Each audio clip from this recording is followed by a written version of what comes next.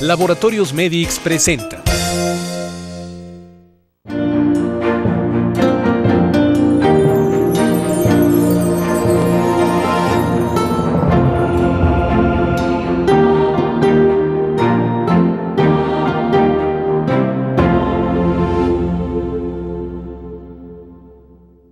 Y estamos de regreso, queridos amigos, en este especial de los 12 apóstoles.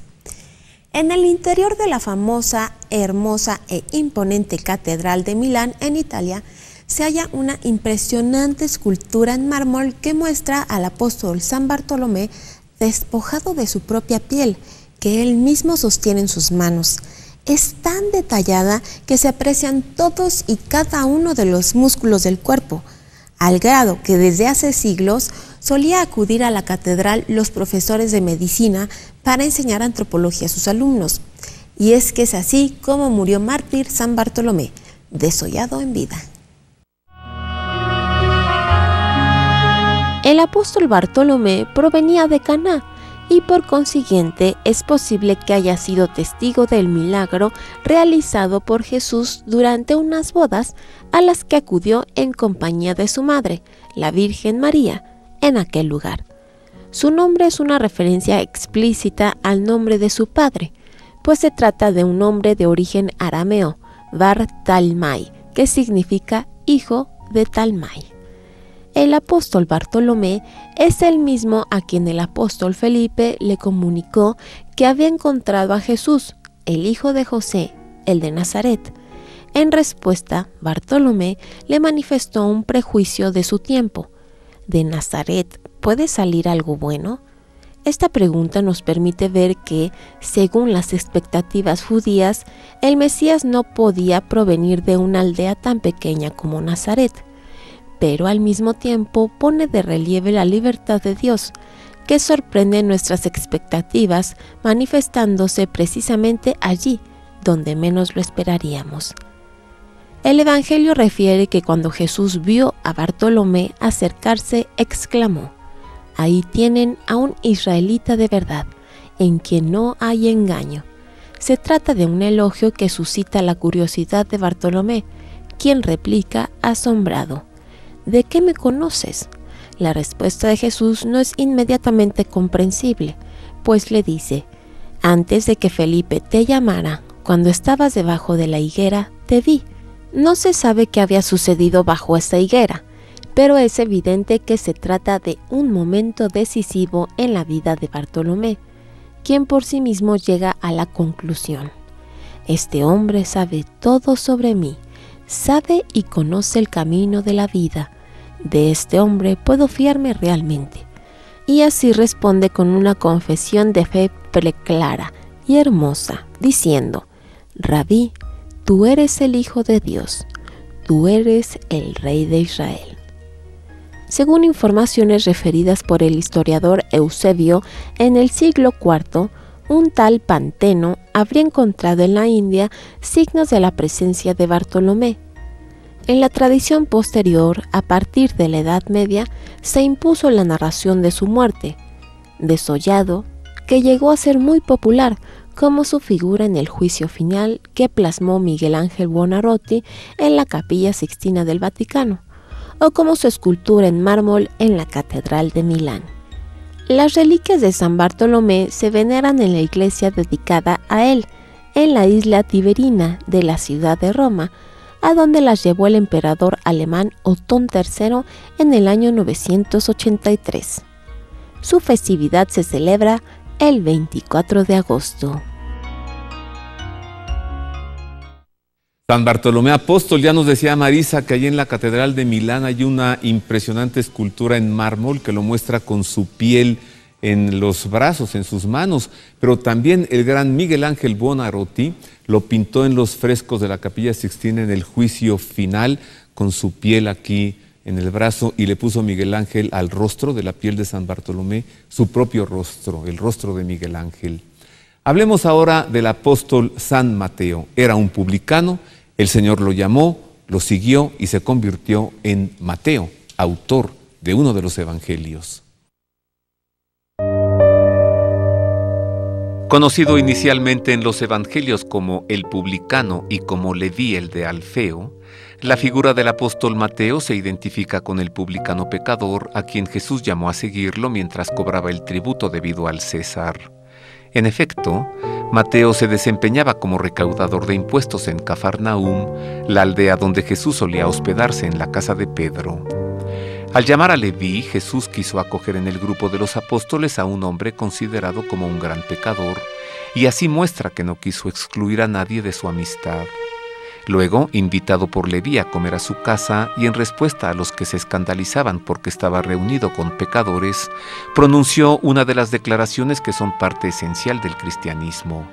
No necesitan médico los que están sanos, sino los que están mal. No he venido a llamar a justos, sino a pecadores. De esta manera, con la figura de Mateo, los evangelios presentan una auténtica paradoja.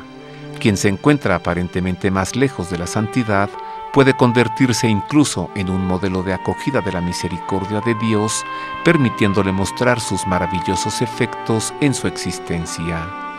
Por su parte, Mateo respondió inmediatamente a la llamada de Jesús porque comprendió que para mantenerse en la familiaridad con él tendría que desapegarse de toda situación de pecado para adherirse a una existencia nueva, recta, en comunión con Jesús. Al convertirse en uno de los apóstoles tomó el nombre de Mateo.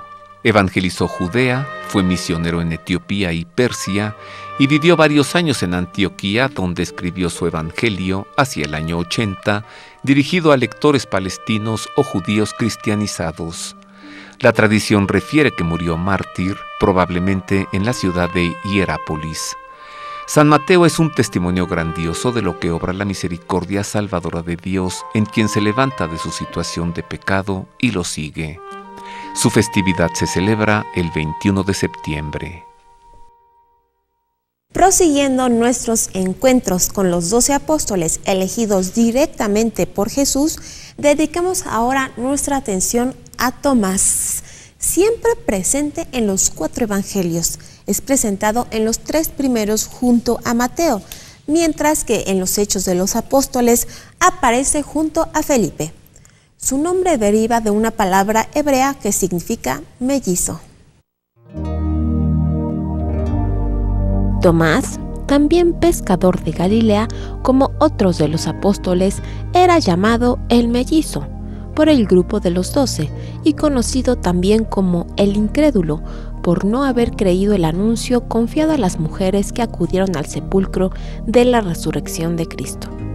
El Evangelio refiere que 8 días después de su incredulidad, el Señor volvió a aparecerse a sus discípulos, ahora estando Tomás presente, a quien le ordenó: «Acerca aquí tu dedo y mira mis manos, trae tu mano y métela en mi costado, y no seas incrédulo, sino creyente».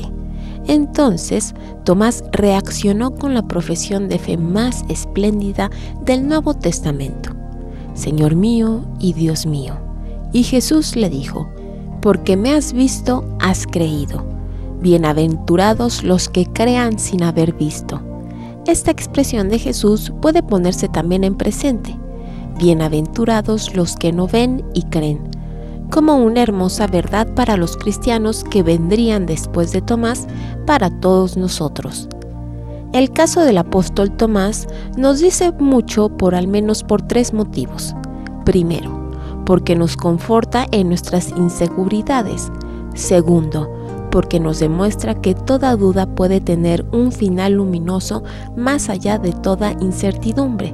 Y tercero, porque las palabras que le dirigió Jesús nos recuerdan el auténtico sentido de la fe madura y confirman nuestra fe en Jesucristo, nuestro Señor y nuestro Dios. Luego de Pentecostés, Tomás comisionó a Tadeo para que le llevase la sábana santa a Abgar, rey de Edesa, quien padecía de lepra, en respuesta a una carta que le había dirigido a Jesús antes de ser crucificado, invitándolo a visitar su reino. Después, Tomás partió a Siria, luego a Persia y finalmente al sur de la India para llevar el Evangelio. Allí murió mártir en la costa de Coromandel, en India, traspasado por varias lanzas. Su cuerpo se trasladó a Edesa en el siglo IV, un día 3 de julio, fecha en la que se celebra su festividad. Sus restos reliquias reposan en la Catedral de Ortona, en Italia, y su festividad se celebra el 3 de julio. Santo Tomás el incrédulo, aunque, bueno, nos queda una expresión del Señor: dichosos ustedes que han visto, bienaventurados los que sin haber visto crean. Y aquí somos nosotros como Santo Tomás. Conozcamos ahora al otro Santiago, Santiago el Menor. El apóstol Santiago el Menor, conocido también como el hermano del Señor y el justo, fue hijo de Alfeo Cleofás y de María de Cleofás y hermano del apóstol San Judas Tadeo. Fue obispo de Jerusalén y es el autor de la epístola de Santiago, en la que se muestra como un hombre justo y de gran calma, poseedor de una mentalidad nutrida por las Sagradas Escrituras, dedicado a la oración, atento con los pobres y resignado a sufrir persecuciones.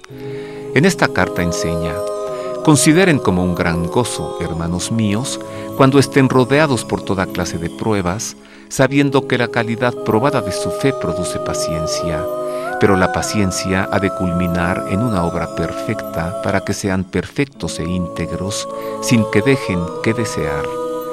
Durante la celebración del Concilio de Jerusalén del año 51, Santiago el Menor intervino en la cuestión de la difícil relación entre los cristianos de origen judío y los de origen pagano, pues contribuyó junto con Pedro a superar e integrar la dimensión judía originaria del cristianismo, con la exigencia de no imponer a los paganos convertidos la obligación de someterse a todas las normas de la ley de Moisés. Abundantes datos acerca de este apóstol se encuentran en varios documentos de inicios del cristianismo, como los de Flavio Josefo, San Jerónimo, San Egesipo y San Clemente de Alejandría. La más antigua información sobre la muerte de este Santiago nos la ofrece el historiador judío Flavio Josefo, quien en sus Antigüedades judías, escritas en Roma a finales del siglo I, refiere que su muerte fue decidida con iniciativa ilegítima por el sumo sacerdote Anano, hijo del Anás que aparece en los Evangelios, quien aprovechó el intervalo entre la destitución del procurador romano Festo y la llegada de su sucesor Albino para decretar su lapidación en el año 62. El nombre de Santiago, que en hebreo es Jacob o Yago, pasa al griego como Jacobos, al latín como Jacobus y al inglés como James. Pero al traducirse al español, al juntar San con Yago, el sonido queda como Santiago, razón por la que no se le llama San Santiago, sino simplemente Santiago. Su festividad se celebra el 3 de mayo. Pues hasta aquí la fascinante historia de Santiago el Menor. Ya le presenté a Santiago el Mayor, ahora ya conocemos a Santiago el Menor y Santiago el Mayor. O sea que dos Santiagos, dos sí, apóstoles de nombre y para Santiago. Diferenciarlos, el mayor. Primero el Mayor. Me gusta el nombre Yago, de ahí San Yago, Santiago. Sí. Hagamos una pausa, Marisa. Sí, vamos. Es breve, querido público, regresamos para que usted sepa por qué el número de los 12 después llegó a ser 14. Una pausa breve, volvemos con más de los apóstoles del Señor.